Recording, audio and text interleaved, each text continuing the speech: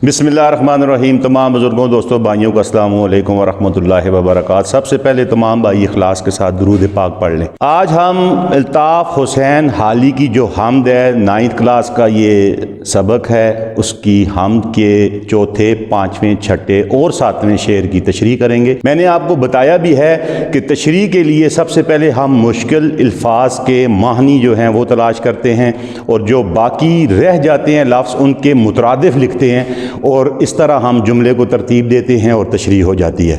तो सबसे पहले मैं इशहार पढ़ना चाहूँगा। जचता नहीं नज़रों में यहाँ खिलत सुल्तानी, कमली में मगन अपनी रहता है गदा तेरा। अजमत तेरी माने बिन कुछ बन नहीं आती यहाँ, है खीरा ओ सरकश भी दम भरते सदा तेरा। तू ही नजर आता है हर शय पे मोहित उनको, जो रंजो मुसीबत में करते हैं गिला तेरा। नशे में वो एहसान के सरशार हैं और बेखुद, जो शुक्र नहीं करते नहमत पे अदा तेरा। सबसे पहले हम इन अल्फाज जो इशहार हैं इनके मुश्किल अल्फाज को देख लेते हैं ताकि तशरीह करने में हमें आसानी हो। तो जचता कहते हैं मुनासिब लगना या अच्छा लगना या बेहतर लगना। खिलत कहते हैं पोशाक, कपड़े, चादर को।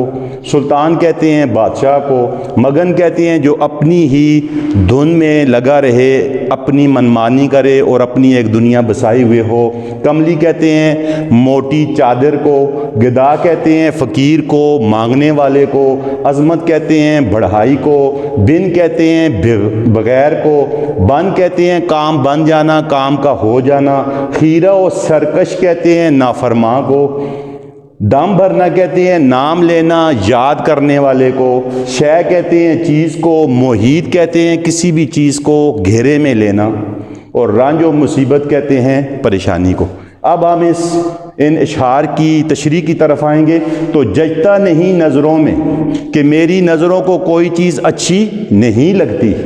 यहाँ इस दुनिया में खिलत सुल्तानी, यहाँ तक कि जो बादशाह इनाम के तौर पर अपने चाहने वालों को कोई पोशाक, कोई चादर दिया करता था, तो शायर कहते हैं कि मेरी नज़रों में उस चादर की, उस बादशाह के तोहफे की भी कोई अहमियत नहीं। कमली में मगन रहता है गिदा तेरा। तो शायर कह रहा है ऐ अल्लाह तबारक व तआला, जो तुझे चाहता है, जो तेरी हम्द व सना का कायल है, वो अपनी मोटी चादर में तो मगन है, मस्त है, बेखुद है, लेकिन उसकी नज़रों में किसी भी बादशाह का बड़े से बड़ा इनाम हेज है। और अल्लाह तबारक व तआला की हम्द व सना में जो मोटी चादर उसके पास मौजूद है, उसमें वो बदमस्त है, उसमें वो शुक्र अदा कर रहा है। यानी कि उस जो अल्लाह तबारक व तआला को चाहता है उसकी नज़रों में हीरे जवाहरात की, अच्छे पोशाक की, महंगे पोशाक की, महंगे लिबास की कोई कीमत नहीं है। दूसरे शेर में कहता है अजमत तेरी माने बिन कुछ बन नहीं आती यहाँ। शायर कह रहा है कि ऐ अल्लाह तबारक व तआला, हमने सिर्फ तेरी अज़मत, तेरी बड़ाई को ही मानना है, इसके अलावा हमारे जहन में, हमारे दिल दिमाग में कोई भी चीज़ नहीं है। हैं खीरा ओ सरकश भी दम भरते सदा तेरा। यहाँ तक कि जो लोग तेरे नाफरमा हैं, जो तेरा कहना नहीं मानते, एक वक्त आता है कि वो भी यही कहते हैं कि जो कुछ करेगा रब कायनात ही करेगा। तू ही नज़र आता है हर शय पे मोहित उनको। जो लोग इस कायनात को देखते हैं, इस कायनात में फैली हुई तमाम चीज़ों को देखते हैं, वो जान चुके हैं कि इस कायनात का खालिक व मालिक अल्लाह तबारक व तआला है और हर चीज़ पर कब्ज़ा और कुदरत सिर्फ रब कायनात की ही है। जो रंज व मुसीबत में करते हैं गिला तेरा। इंसान की ये आदत है कि जब उस पर तकलीफ़ें आती हैं, जब उसके ऊपर परेशानियां आती हैं, तो वो अल्लाह तबारक व तआला से भी गिले शिकवे करने लग जाता है। बाज़ औक़ात वो अपनी ज़ात से गिले शिकवे करने लग जाता है, अपने दोस्तों से, अपने अहबाब से, अपने घर वालों से गिले शिकवे करने लगता है। फिर वो रब कायनात से भी गिले शिकवे करने लगता है। लेकिन वो गिले शिकवे करने के बावजूद یہی سمجھتا ہے کہ یہ جو مصیبت ہے، یہ جو پریشانی ہے، اس سے نکالنے والی بھی صرف ایک ہی ذات ہے، اور وہ ذات رب کائنات کی ذات ہے، وہ اللہ تبارک و تعالیٰ کی ذات ہے جو ہمیں اس مصیبت سے، اس پریشانی سے نکالے گی۔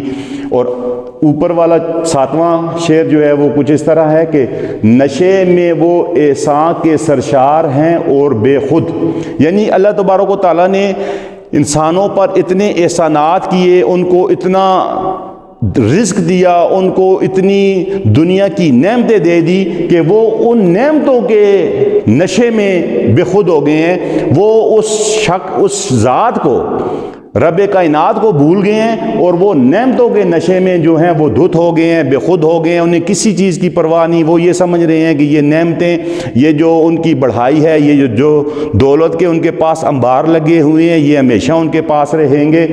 جو شکر نہیں کرتے نعمت پہ ادا تیرا، اور وہ ان نعمتوں کے اندر تو محو ہیں، نعمتوں کے اندر تو وہ بدمست ہو چکے ہیں، وہ نعمتیں اتنی ان کو مل چکی ہیں کہ انہیں اب کسی چیز کی پرواہ ہی نہیں رہی۔ لیکن ساتھ میں وہ کیا کر رہے ہیں کہ وہ اللہ تبارک و تعالیٰ کا شکر بھی ادا نہیں کر رہے۔ اللہ پاک نے انہیں صحت دی، اللہ پاک نے انہیں جسم دیا، اللہ پاک نے نظریں دیں، قوت گویائی دی، قوت سماعت دی، ساری نعمتیں ہیں، ان کے پاس گھر ہے، ان کے پاس زمینیں جائیدادیں ہیں، پیسہ ہے، ریل پیل ہے، یہ ساری چیزیں موجود ہیں، لیکن وہ ان چیزوں کے اندر مست ہو چکے ہیں، اور چیزیں دینے والی جو ذات ہے یعنی اللہ تبارک و تعالیٰ، اس کو وہ بھول چکے ہیں۔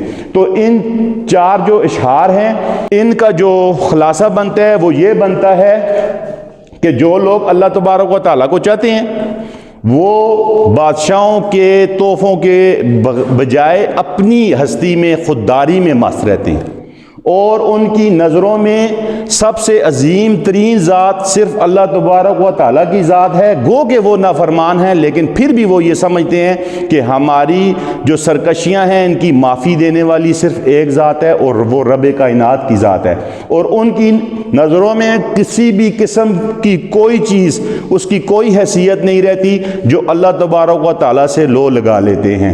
اور وہ لوگ بھی ہیں اس دنیا میں کہ جن کو اللہ پاک نے بہت سی نعمتیں دی ہیں، اور وہ نعمتوں کے اندر غرق ہو چکے ہیں، اور نعمتیں دینے والے کو بھول چکے ہیں۔